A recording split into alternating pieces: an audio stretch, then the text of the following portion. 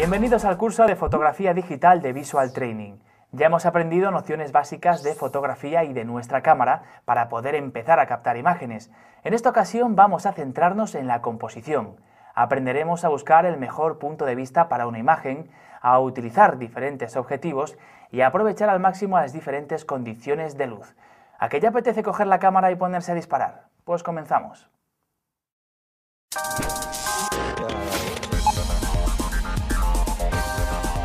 Hoy nos acompaña Fernando Marcos, fotógrafo y profesor de la prestigiosa Escuela de Fotografía EFTI. Bienvenido, Fernando. Hola, encantado de estar aquí con vosotros. Uno de los temas más presentes a la hora de hablar de fotografía es la luz. ¿Pero por qué esa importancia, Fernando? ¿De qué manera influyen las imágenes que tomamos con nuestras cámaras? La luz es tremendamente importante. Fotografiar, de hecho, es escribir con luz.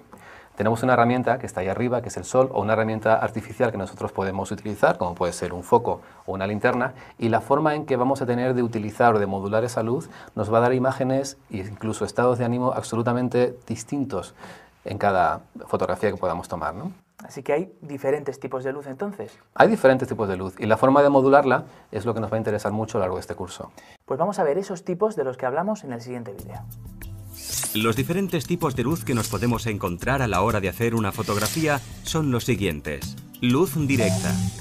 Con este tipo de luz se crean contrastes muy pronunciados entre las zonas de luz y sombra y los colores resultan muy vivos. Esto puede ser beneficioso en fotografía de arquitectura, para resaltar volúmenes. En cambio, se pierden los detalles y las texturas. En retratos puede endurecer mucho las facciones y crear sombras no deseadas. Luz difusa. Este tipo de luz proyecta pocas sombras y se proyecta con suavidades de todas las direcciones, de modo que al hacer un retrato, en lugar de sombras poco atractivas, los rasgos se moldearán sutilmente. Sin embargo, con luz difusa, los colores pierden parte de su brillo. En los días nublados, en cambio, las altas luces quedan esparcidas, dando un aspecto uniforme a los colores y desapareciendo las sombras duras. Luz reflejada. La luz reflejada se produce cuando los rayos de luz rebotan en una superficie lisa o brillante. La nieve, por ejemplo, refleja mucha luz, proporcionando una iluminación extra a la imagen. Por el contrario, si la superficie sobre la que incide la luz es oscura, los rayos no se reflejarán, sino que serán absorbidos. Contraluz. Fotografiar a contraluz ofrece una amplia gama de opciones creativas. En este tipo de fotos deberemos escoger cuidadosamente la exposición, ya que de ello dependerá el tipo de imagen creada. Si tomamos la exposición con nuestro fotómetro midiendo en el fondo, pueden crearse siluetas, por ejemplo, con la luz del amanecer o del anochecer, justo cuando el sol se pone tras el horizonte. Ese es el momento en el que los motivos se convierten en sombras y quedan silueteados. En cambio, si tomamos la exposición en el sujeto, conseguiremos un atractivo efecto de halo. Este tipo de iluminación puede ser muy útil en los retratos. Además, ilumina todos los detalles y los colores resultan más cálidos que con la iluminación frontal.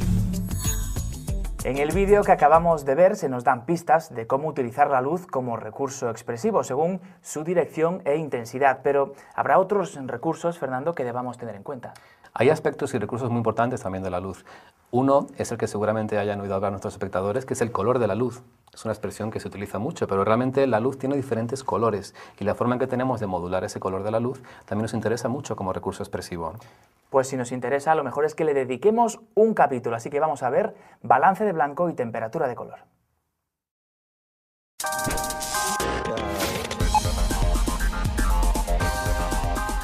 Decíamos en el capítulo anterior que la luz tiene una coloración que en principio es necesario corregir y que nos resulta muy difícil de apreciar a simple vista con exactitud. ¿Por qué sucede esto, Fernando? ¿Y cómo influye? ¿Cuál es su importancia en una fotografía? Pues sucede porque realmente la luz proviene de una fuente. Nuestra luz, cuando salimos a la calle, proviene del sol. Si estamos en el interior de algún sitio, pues podemos encender una linterna o estos focos que tenemos a nuestro alrededor. Y el tipo de emisor nos va a dar un determinado tipo de temperatura de color distinto. ¿Vale? Por ejemplo, si encendemos un mechero, nosotros vemos que esto se está produciendo por una combustión del gas. La llama al principio es más azul y se va enfriando según va subiendo hacia arriba y se convierte en una llama un poco más amarilla. Así que aquí sí apreciaríamos ese cambio de temperatura. Aquí estamos apreciando un cambio de temperatura de color porque es muy evidente, es muy fuerte. Digamos que de la luz neutra blanca al amarillo de un mechero o de una llama o de una hoguera hay muchísima diferencia de temperatura de color. Continúa, continúa. Sí. Si cogemos, por ejemplo, una linterna, la linterna tiene otro tipo de temperatura de color distinta porque proviene de otro emisor, proviene de otra fuente. Como vemos todos, es un poco más amarilla, aunque hoy día también hay tipos de luces más neutras, etcétera, pero eso es otro tema, ¿vale? Y la fuente de luz neutra, por excelencia, es el sol. El sol, en determinadas circunstancias, no cuando amanece ni cuando está atardeciendo, sino cuando está en una altura, digamos, intermedia, contiene una temperatura de color que llamamos neutra, que está en torno a los 5.000, 5.500 grados Kelvin, que es un valor físico muy complejo de explicar en este DVD, pero que es importante. Y eso nos va a influir mucho sobre la cualidad de la imagen, el color que pueda tener la imagen. Podríamos anularlo, podríamos eliminar ese dominante de la temperatura de color, o podemos potenciarlo. Incluso tampoco tendríamos por qué dominarlo del todo, porque si yo enciendo una llama y de repente la vemos en una foto blanca, no nos lo creemos. Tiene que tener algo de amarillo. El ojo va a adaptar ese color de la temperatura de color. Nosotros, en nuestro cerebro, a raíz del tiempo y de nuestras enseñanzas, de nuestra educación, de nuestra cultura, los diferentes colores de temperatura de color se van a ir adaptando. Sin embargo, una cámara digital o una película fotográfica no lo puede hacer. Simplemente recibe longitudes de onda, partes de temperatura de color de la luz, y tenemos que adaptarla a través de algunos elementos, dispositivos que necesitamos tener. Fernando, como es un término complejo y abstracto, ¿qué te parece si lo vemos en un vídeo y lo dejamos un poquito más claro? Perfecto. La temperatura de color se mide en grados Kelvin, según una norma que sitúa en 5.600 grados Kelvin la luz del día teóricamente perfecta. Esta puede variar durante el día según la hora y las condiciones atmosféricas. Rosada por la mañana, amarillenta a primera hora de la tarde, anaranjada en la puesta de sol, azulada al caer la noche. A continuación vamos a ver algunos ejemplos aproximados de temperatura de color con distintas dominantes, de más cálida a más fría. 1700 grados Kelvin. Luz de una cerilla. 1850 grados Kelvin. Luz de vela. 2800 grados Kelvin. Luz incandescente o de tungsteno. Iluminación doméstica convencional. 5500 grados Kelvin. Luz de día. Flash electrónico, aproximado. 5770 grados Kelvin. Temperatura de color de la luz del sol pura. 9300 grados Kelvin. Pantalla de televisión convencional. 28.000, 30.000 grados Kelvin. Relámpago. Normalmente, las cámaras digitales tienen una opción de configuración que permite indicar distintos modos de balance de blancos, corrigiendo así las tonalidades que interpreta nuestra cámara. La mayoría de las cámaras digitales trae incorporado al menos un sistema de balance de blancos automático. Los ajustes de balance de blanco más habituales de las cámaras digitales son los siguientes. Automático. En esta opción la cámara selecciona automáticamente el balance de blancos más apropiado. Interiores. El balance de blancos se ajusta asumiendo que nos encontramos en un espacio iluminado por la luz de una bombilla incandescente o halógena, que es la iluminación típica del hogar. Soleado. El balance se ajusta entendiendo que nos encontramos en un espacio exterior con un tiempo soleado. Nublado. En este balance, la cámara se ajusta asumiendo que nos encontramos en un espacio exterior con un tiempo nublado. Flash. Esta opción se usa cuando hacemos una fotografía usando flash. Preset. Esta última opción se suele usar para condiciones inusuales de luz, en el que la temperatura de color no se ajusta exactamente a ninguna de las anteriores, haciendo una medición específica para esa situación determinada. Una vez preparada la cámara para que capte correctamente la luz, debemos decidir qué incluir en nuestra fotografía y qué no. Es lo que llamamos, Fernando, el encuadre. Fundamental. Importantísimo, ¿no? Nuestro trocito de realidad. Pues vamos a ver cómo podemos seleccionar el mejor encuadre para nuestras fotografías en el siguiente punto.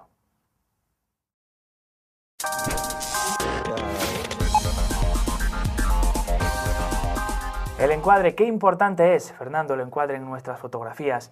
Realmente es captar un trocito de escena, una porción de la escena que estamos viendo, ¿no? Un trocito de nuestra realidad y llevarlo a una imagen plana con 2 dimensiones. Fíjate qué difícil. Estamos trabajando algo tridimensional y lo estamos llevando a algo que además tiene unas dimensiones físicas determinadas, ¿no?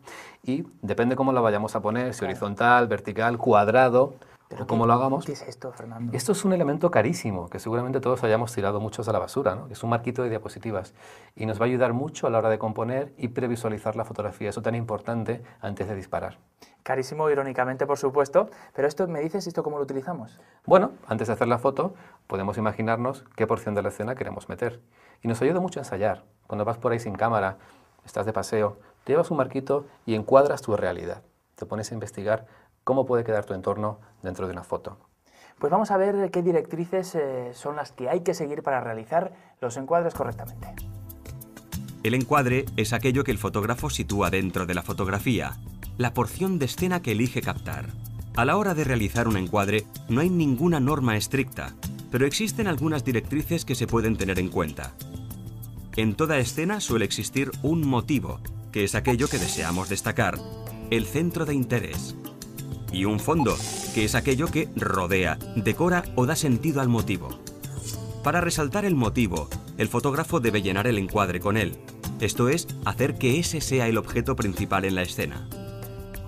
La línea del horizonte suele ser una referencia visual clave para el ser humano.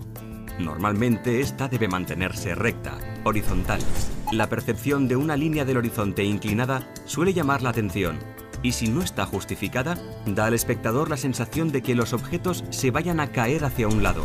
Otro factor comunicativo importante en fotografía es la elección del tipo de encuadre, que puede ser horizontal, vertical o inclinado. Cada uno de ellos transmite sensaciones diferentes. El encuadre horizontal sugiere quietud, tranquilidad, y suele utilizarse normalmente para paisajes y para fotografías de grupo. El encuadre vertical sugiere fuerza, firmeza, y es el más apropiado normalmente para retratos, entre otras cosas porque los seres humanos somos más altos que anchos. El encuadre inclinado transmite dinamismo y fuerza, y suele utilizarse como recurso ocasional para resaltar estas cualidades en el motivo de la fotografía. Bueno, pues ya sabemos medir la luz, ajustar la temperatura de color, encuadrar, disparamos, ¿no? No, tranquilo, Juan Pablo, todavía no. Primero necesitamos saber cómo vamos a utilizar los elementos visuales, cómo vamos a colocar los elementos que tenemos ahí enfrente. Es lo que se llama componer. Componer. Pues vamos a verlo en el siguiente punto, composición.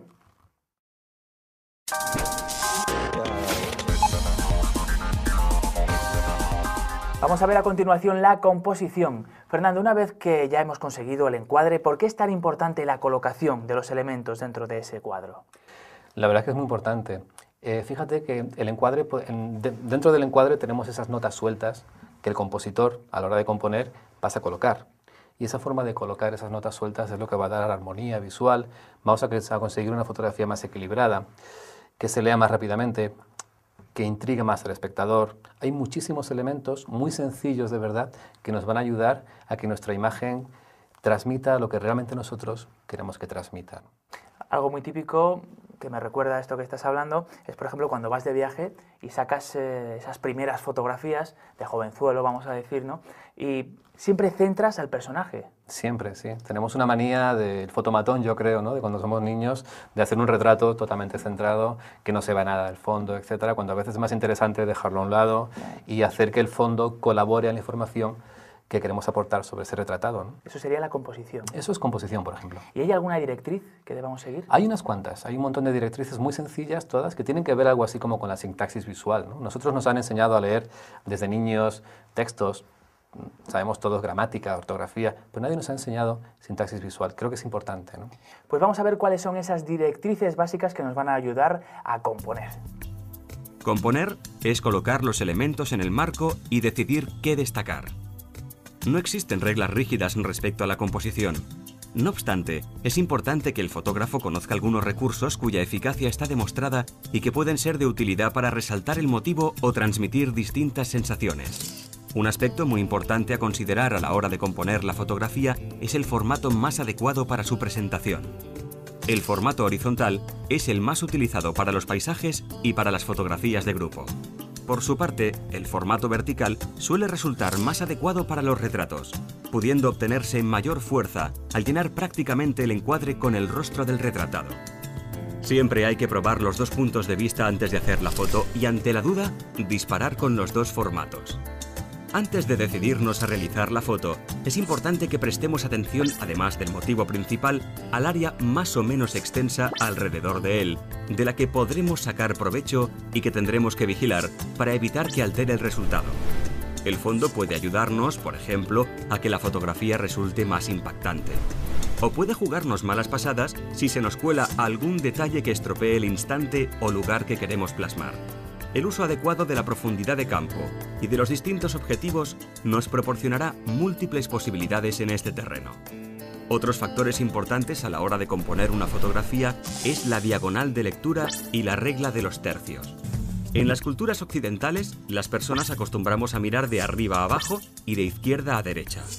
A esto lo llamaríamos diagonal natural de lectura. Por otro lado, la llamada regla de los tercios nos indica que si dividimos la imagen a partes iguales por 2 líneas horizontales y 2 verticales, los 4 puntos de intersección de dichas líneas son los que mayor atención recibirán del espectador. Debido a esto, podrá deducirse igualmente que el motivo no debe ir centrado en el encuadre, sino que es preferible descentrarlo ligeramente, ya que así se obtienen imágenes menos simplistas, más atractivas y que ayudan al ojo a recorrer los puntos de atención. Por otro lado, el fotógrafo debe tener presentes las líneas dominantes de la composición que está realizando y utilizarlas para dirigir la atención del espectador. Se puede hallar una línea casi en cualquier cosa. Las diagonales y líneas en S son mucho más interesantes que las líneas paralelas. Se utilizan para imprimir un cierto movimiento a las fotos. El caso más básico de línea dominante es la de horizonte, que actúa de referente para el espectador y es conveniente no colocarla inclinada, sino recta, para evitar la sensación de que la imagen se caiga hacia uno de los lados. Tampoco es conveniente que esté situada en el centro vertical de la imagen, sino a 2 tercios por arriba o por abajo, ya que si se coloca la línea del horizonte en el centro, se obtendrá una imagen descriptiva, inexpresiva. Mientras que al bajarla o subirla, estaremos primando el cielo, el mar o la tierra como fondo de la imagen. Otro caso típico son las líneas diagonales que a menudo se forman en las fotografías. Por ejemplo, una carretera, un edificio, todos estos elementos forman líneas dominantes en la fotografía y pueden, por tanto, ser usados para conducir la atención. Un recurso habitual es colocar estas líneas en las diagonales de la fotografía, haciéndolas coincidir con una o más esquinas de la misma. Así, el ojo recorrerá esas líneas desde las esquinas a los centros de interés, ayudando a dirigir hacia ellos la atención del espectador. Finalmente, es importante resaltar 2 casos especiales de líneas dominantes: la mirada y el movimiento. La mirada de un ser humano traza una línea imaginaria de gran fuerza expresiva. Cuando la persona retratada está mirando hacia algo, debe abrirse el encuadre situando a la persona a un lado y dejando un espacio libre delante de ella, para ser ocupado por su mirada. Una persona u objeto en movimiento también describe una línea dominante imaginaria con su trayectoria. Cuando el motivo esté entrando en la escena, es conveniente abrir el encuadre nuevamente y dejarle un espacio libre delante para el efecto de movimiento. En este vídeo hemos aprendido a componer mediante la distinta colocación de los objetos dentro del encuadre. Pero, Fernando, ¿hay alguna otra manera de componer, de resaltar el motivo que queremos fotografiar? Hay una muy interesante que es el enfoque. La capacidad que tiene la cámara de poder enfocar diferentes tramos del espacio que queremos sacar dentro de la imagen, ¿no? Es interesantísima porque podemos, por ejemplo, dejar enfocado el ojo y ya sacar en la imagen la oreja desenfocada, ¿no? Para dar protagonismo a la mirada de la persona, ¿no? ¿Eso lo puedes hacer con una cámara digital, con una cámara...? Sí, realmente se puede hacer con prácticamente todas las cámaras a través del anillo de enfoque. Podemos seleccionar justo la zona de máxima nitidez que vamos a intentar conseguir en la imagen, y a través de la profundidad de campo, eso que vimos en el vídeo anterior, podemos conseguir delimitar el espacio que queremos que esté enfocado por delante y por atrás del objeto. Vamos a verlo más claramente en el siguiente vídeo. El enfoque es otro de los elementos fundamentales para dirigir la atención del espectador y resaltar los motivos de nuestras composiciones. El anillo de enfoque de la cámara fotográfica nos permite enfocar a distintas distancias y, controlando la apertura del diafragma y el tiempo de exposición del obturador, podemos conseguir mayor o menor profundidad de campo en la imagen y también enfoques selectivos, efecto bokeh. El primer gran recurso artístico del enfoque selectivo es resaltar el elemento enfocado, el motivo, frente a todo lo demás que está desenfocado, fondo, reduciendo la profundidad de campo. Por el contrario, en fotografía de paisajes, por ejemplo, es preferible una gran profundidad de campo para abarcar todos los detalles con nitidez en todas las zonas de la fotografía. Además de todas estas opciones para componer, Fernando, hay un tema del que me gustaría hablar. Es la perspectiva. Lo he escuchado y realmente no sé qué quiere decir. La perspectiva es muy importante dentro de la fotografía. Nosotros, el ser humano, tiene una perspectiva determinada que en fotografía va a coincidir con un objetivo que llamamos normal, un objetivo de 50 milímetros, dependiendo de la cámara, pero un objetivo de 50 milímetros. Ese objetivo nos va a dar una perspectiva muy natural. Eso quiere decir que si yo en la realidad veo esta cámara aquí y esta otra cámara a esta distancia, dentro de la fotografía la voy a captar con esa cierta naturalidad visual. Va a estar aquí y esta va a estar aquí. También puedo lo que llamamos exagerar la perspectiva, que se realiza a través de gran angulares. Un objetivo gran angular tiene mucho ángulo de toma y si yo enfoco esta cámara, esta otra cámara, aunque esté muy cerca de ella, dentro de la imagen la voy a ver muy lejos, muy exagerada. Al caso contrario tenemos un teleobjetivo. Los teleobjetivos, los de distancia focal larga que decimos, estos que se utilizan para hacer fútbol, por ejemplo, ¿no? Seguramente los espectadores hayan visto al portero y parece que tiene detrás al admirador, ¿no? Al que está viendo el partido, parece que está justo detrás de él, aunque esté muy lejos, ¿no? Es porque esos objetivos comprimen la perspectiva y si yo saco una foto a esta cámara, esta otra cámara, aunque esté más lejos que en la fotografía anterior, va a parecer visualmente que está pegada, que está justo detrás de ella. Por tanto, el utilizar un determinado objetivo, un determinado ángulo visual determinado por la óptica, nos va a dar más o menos profundidad visual dentro de la imagen. Has hablado de ángulo visual, que no tiene nada que ver con el ángulo, ¿no? con el que tomamos una fotografía. El ángulo de toma es algo diferente, ¿no? Nosotros lo normal es que saquemos una fotografía recta. Puede ser más alto, puede ser más bajo, pero tomamos una fotografía recta. También podemos hacer una foto hacia el suelo, lo que se llama una fotografía de picado, o podemos sacar una fotografía desde el suelo hacia arriba, una fotografía de contrapicado, para dar unas sensaciones de profundidad distintas, exagerar quizás el edificio o aplanar quizás lo que estemos mirando hacia abajo, ¿no? Vamos a ver, Fernando, estos conceptos en el siguiente vídeo. El ser humano, por su propia constitución física, está acostumbrado a ver las cosas desde aproximadamente 1,60 metros de altura y de frente. Las imágenes así se captan de forma clara y descriptiva, si bien no aportan ninguna originalidad. La variación del punto de vista aporta perspectivas diferentes con elementos inesperados que a menudo captan más la atención. Es por esto que existen infinidad de recursos fotográficos en este sentido. Teniendo en cuenta esta premisa general, existen ciertas técnicas ampliamente utilizadas entre los fotógrafos, entre las que podemos destacar el picado, el contrapicado y la toma a ras. El picado consiste en fotografiar un motivo desde arriba hacia abajo y ayuda a resaltar lo pequeño de ciertos objetos, ya que proporciona un punto de vista de superioridad. Al mismo tiempo es contraproducente en general su uso en fotografía de personas, especialmente niños, o animales, precisamente porque ayuda a verlos como inferiores, les resta importancia y además, si se fotografía de cerca, puede deformar las proporciones de la cabeza con respecto al cuerpo. El contrapicado es la perspectiva contraria al picado, es decir, consiste en fotografiar un motivo desde abajo hacia arriba y ayuda a resaltar la grandiosidad de un elemento.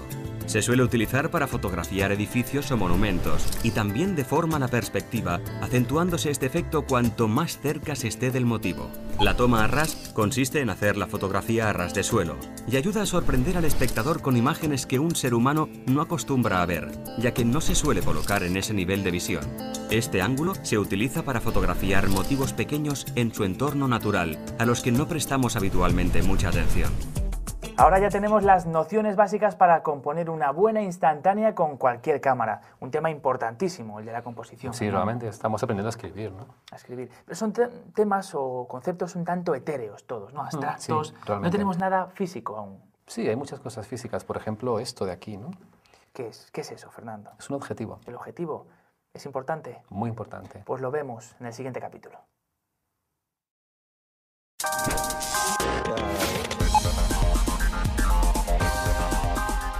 Ya sabemos que antes de disparar tenemos que tener en cuenta la luz, el encuadre y la composición, por ejemplo, todos ellos elementos externos. Pero también nos comentaba Fernando que la cámara tiene elementos propios que también influyen. Por ejemplo, hablábamos del objetivo. ¿Qué es exactamente? El objetivo es un tubo, realmente. ¿Te acuerdas cuando hablamos de aquel agujero de la cámara oscura, del estenopo? ¿Vale? Pues ha evolucionado un poco. Y lo que va a permitir es redireccionar la imagen hacia el plano de la película o hacia el captador con determinados ángulos. Podemos tener un teleobjetivo, que va a ser un objetivo de estos que se utilizan para deportes o para fotografía de naturaleza, ¿no? Que va a emitir un ángulo de visión muy estrecho, por tanto podemos ver las cosas desde muy lejos, o podemos tener un objetivo gran angular, que es un objetivo que va a permitir que toda nuestra realidad entre dentro de la imagen, con mucho ángulo de visión. ¿Y de qué depende la calidad de un objetivo? Depende sobre todo mucho del vidrio del cual estén construidos, ¿vale? Dentro llevan unos elementos que son lentes, es un conjunto de lentes, muchas, pocas, depende de cómo sea el objetivo, cómo esté diseñado, y sobre todo y fundamentalmente depende de la calidad del vidrio con el cual esté hecho. Podemos tener vidrios malos o vidrios de altísima calidad más caros, por supuesto, ¿no? Un término que he escuchado y que no sé realmente qué significa. Distancia focal. Distancia focal. Te lo voy a explicar otra vez con mi maravilloso encuadrador. Carísimo encuadrador. Carísimo encuadrador. Bueno, esto es un gran angular. Yo me lo acerco, podríamos hablar de un objetivo 28 milímetros, por ejemplo, y más o menos algo así como que no es exactamente así, pero para que los espectadores lo puedan entender, desde el centro del objetivo hasta el plano donde se va a enfocar la imagen, habrían 28 milímetros.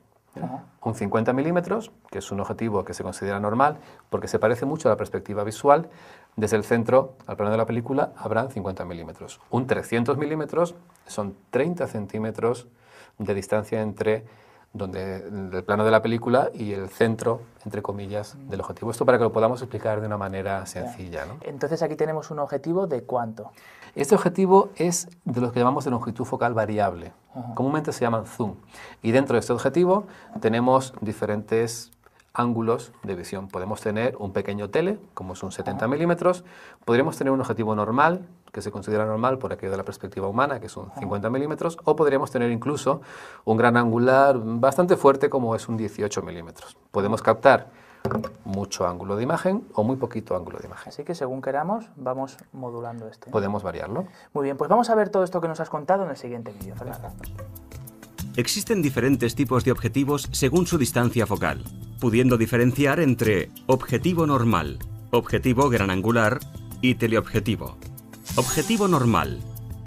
El objetivo normal tiene un ángulo de visión de unos 46 grados, similar al de la vista humana.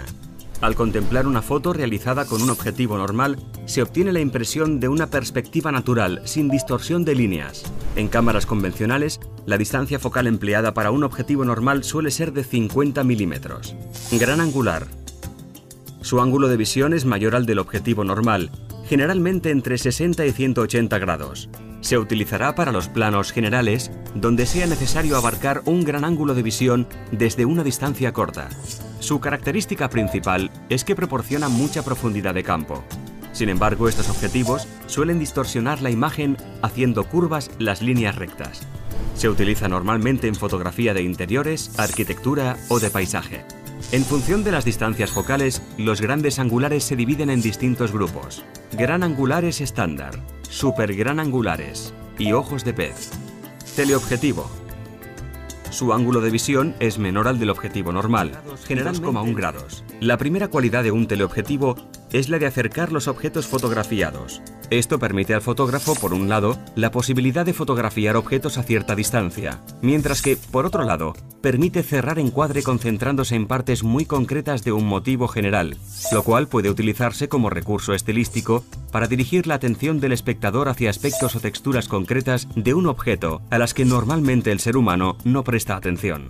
A diferencia de los objetivos gran angulares, los teleobjetivos ofrecen una imagen libre de distorsiones, con menor profundidad de campo y más plana, perdiendo la sensación de tridimensionalidad. El teleobjetivo es muy utilizado a la hora de fotografiar retratos, ya que el enfoque selectivo obliga al espectador a fijarse en el sujeto, que es lo único nítido dentro de la foto. Cuanto menor es el ángulo de visión, mayor es la repercusión del movimiento o vibración en la cámara en la fotografía, siendo en ocasiones necesario el uso de un trípode. Los teleobjetivos suelen ser poco luminosos en general debido a su construcción. Dentro de los teleobjetivos podemos diferenciar entre objetivos para retrato, teleobjetivos estándar, superteleobjetivos. Otro parámetro que hay que tener en cuenta al clasificar los distintos tipos de objetivos es si son de distancia focal fija o si por el contrario son de distancia focal variable, o lo que es lo mismo, los llamados zoom. Los objetivos zoom son los más conocidos y utilizados, puesto que nos permiten modificar la longitud focal dentro de una misma óptica.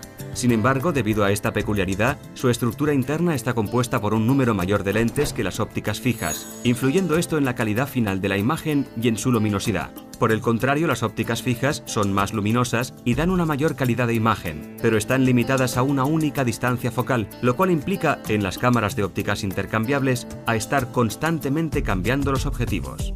Ya sabemos cuándo utilizar los diferentes tipos de objetivo, pero Fernando, hay otros elementos externos, ¿no? Sí, la verdad es que tenemos unos cuantos muy importantes y además baratos. Pues si te parece, los vemos en el siguiente capítulo.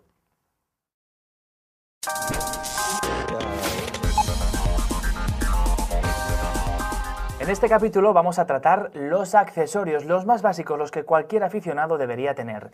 Por ejemplo, Fernando, los filtros. Los filtros realmente se utilizan más de lo que la gente piensa.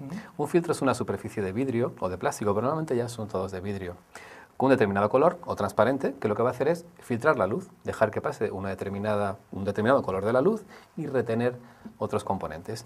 En digital se utilizan menos que en otro tipo de fotografía, pero tenemos dos tipos que sí nos interesan mucho para nosotros. Uno de ellos es el que llamamos filtro protector. Tiene diferentes formas de llamar, pero filtro protector a veces se llama skylight.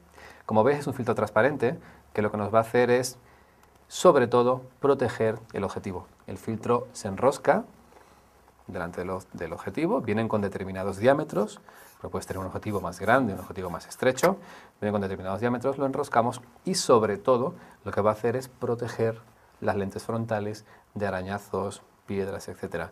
Porque un filtro puede costar muy poco dinero, pero un objetivo puede costar mucho dinero. Sí. ¿Cambia lo que es la imagen? ¿Cambia la fotografía? En este caso, en fotografía digital, poco. No nos hace demasiado cambio.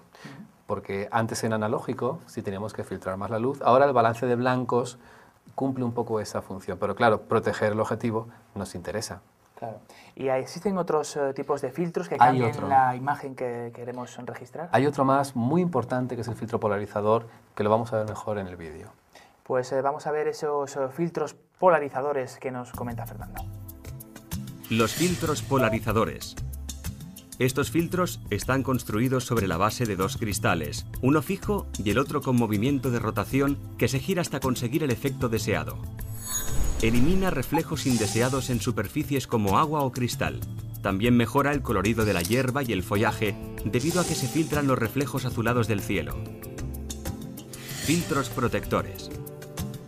Son cristales sin ningún efecto en la imagen y se usan para proteger la lente del objetivo de la suciedad y arañazos. Los más habituales son el filtro Skylight o 1A y el UV.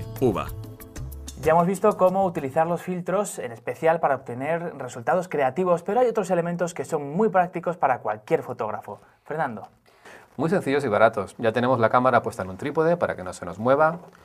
Le tenemos colocado el parasol para que no entre luz parásita. Le ponemos un cable disparador para que no movamos la cámara a hacer la fotografía y hacer fotos buenas. Pues vamos a verlo en el siguiente vídeo en profundidad. Parasol. El parasol es un accesorio que se coloca en el extremo del objetivo para eliminar la luz parásita o dispersa que resta contraste a las imágenes. La geometría del parasol depende de la distancia focal y será más corto y abierto cuanto menor sea la distancia focal y más grande y estrecho cuanto mayor sea la distancia focal. Una elección errónea del parasol puede producir viñeteado en la fotografía. En el caso de usar zoom, habrá que usar el parasol adecuado a la menor distancia focal de este. Trípode. El trípode es un accesorio con 3 puntos de apoyo que permite mantener la cámara fotográfica completamente estática. Suelen tener una zapata que se ajusta a la cámara con una rosca para dejarla permanentemente en ella y así acoplar la cámara rápidamente al trípode sin tener que enroscarla.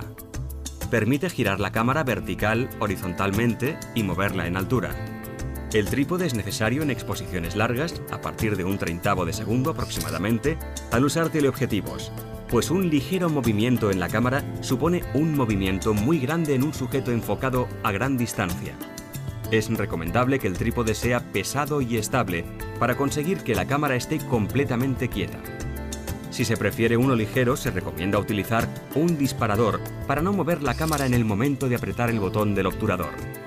El disparador. El disparador es un accesorio que nos permite efectuar un disparo sin afectar al movimiento de la cámara cuando utilizamos un trípode. Los primeros y los más utilizados constan de un cable más o menos largo, con un botoncito en un extremo y una rosca en el otro, la cual se inserta en el pulsador de disparo del obturador. A estos le siguieron los disparadores electrónicos por control remoto, que afectaban aún menos al movimiento de la cámara. Este es el tipo de disparadores que se utilizan en las cámaras SLR automáticas. Bueno, Fernando, así que todos estos elementos hacen que el acabado final de nuestra foto mejore. Mucho, la verdad es que son elementos muy sencillos que puedes llevar en la bolsa sin ningún problema y nos va a ayudar mucho a que la foto no se nos trepide, no se nos mueve, queda más nítida, más cromática, mejora mucho la imagen, de verdad que sí. Vamos a ver el siguiente capítulo, ¿visor o LCD?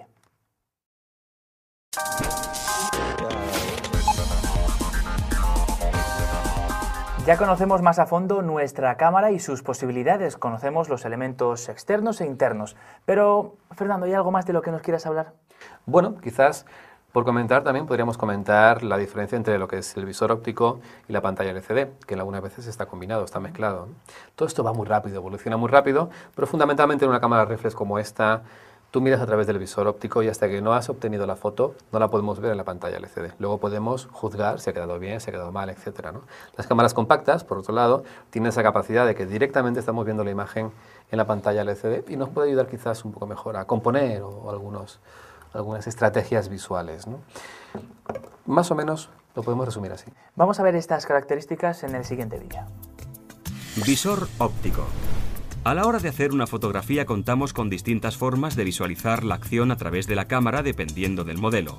El visor óptico es la ventanilla, pantalla o marco de la cámara del que se sirve el fotógrafo para ver exacta o aproximadamente la parte de la escena cubierta por el objetivo.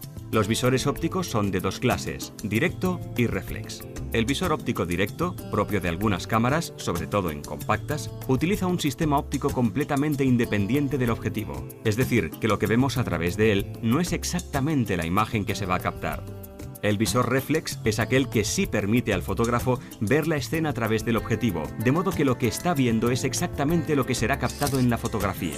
Se evita así el error de paralaje que se da en las cámaras con visores ópticos directos. Esto es así porque la cámara tiene detrás del obturador un espejo plegable ajustado a 45 grados, de modo que la luz que entra por el objetivo se refleja en él hacia otro juego de espejos y la conduce hacia el visor. Pantalla LCD. En este tipo de pantallas que llevan casi todas las cámaras digitales compactas y algunas reflex, podemos ver las imágenes exactamente igual como van a ser captadas. Además, a través de él, podemos acceder a los menús de la cámara. Ya hemos visto unos cuantos conceptos básicos que le van a servir y mucho para empezar a realizar fotografías con criterio. Pero Fernando, ha llegado el momento de hacer balance. Cuéntanos, ¿qué nos recomiendas después de los puntos y capítulos que hemos visto? La verdad es que las recomendaciones son muy sencillas, que aprendan algo de técnica, como han visto los espectadores, algo muy simple, no tenemos tampoco ninguna complejidad dentro de todo esto. Cada vez las cámaras nos ayudan más a conseguir imágenes, salgamos por ahí, hagamos fotos, disfrutemos de una manera inteligente, intentando plasmar lo que la realidad nos transmite y lo que nosotros queremos transmitir sobre ella, y es mucho más fácil de lo que parece, de verdad. Ese es el consejo de Fernando Marcos, fotógrafo y profesor de la prestigiosa Escuela de Fotografía EFTI, que hoy nos ha acompañado. Gracias, Fernando. A vosotros. Y a ustedes les veo en la próxima entrega. Hasta entonces.